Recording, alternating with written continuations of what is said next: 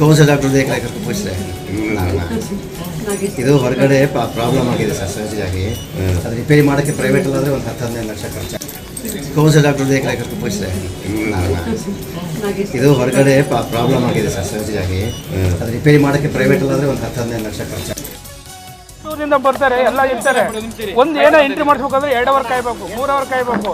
ಊಟಕ್ಕಂತ ಹೋಗ್ತಾರೆ, ಊಟ ಟೈಮಿಂಗ್ ಹಾಕಿಲ್ಲ.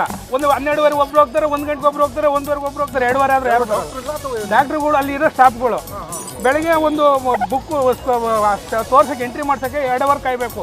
ಆಪ್ರೇಟ್ಗಳು ಕಂಪ್ಯೂಟರ್ ಮುಂದೆ ಕೂತ್ಕೊಂಡು ಮೊಬೈಲ್ ಹಿಡ್ಕೊಂತಾರೆ. ಔಟ್ ಪೇಷಂಟು ಜನರಿದಾರಲ್ಲ, ಅವರು ಕ್ಯೂನಲ್ಲಿದ್ದರು ಅಡ್ಮಿಷನ್ ಆಗಲಿಕ್ಕೆ. ಅವರೆಲ್ಲರಿಗೂ ಕೆಲವ್ರಿಗೆಲ್ಲ ಮಾತಾಡಿಸ್ದೆ, ಬಟ್ ಅವರೆಲ್ಲ ಹೇಳ್ತಾರೆ ಡಾಕ್ಟ್ರುಗಳೆಲ್ಲ ಚೆನ್ನಾಗಿ ನೋಡ್ಕೊತಾ ಇದ್ದಾರೆ, ನಮಗೆ ತೊಂದರೆ ಇಲ್ಲ, ಊಟ ಎಲ್ಲ ಚೆನ್ನಾಗಿ ಕೊಡ್ತಾ ಇದ್ದಾರೆ ಅಂತೆಲ್ಲ ಹೇಳ್ತಾರೆ. ಬಟ್ ನಾನು ಗ್ಯಾಸ್ಟ್ರೋ ಎಂಟ್ರಾಲಜಿ ಅಲ್ಲಿಗೆ ಹೋಗಿದ್ದೆ. ಆರ್ಗನ್ ಟ್ರಾನ್ಸ್ಪ್ಲಾಂಟೇಷನ್ ಇದೆಯಲ್ಲ,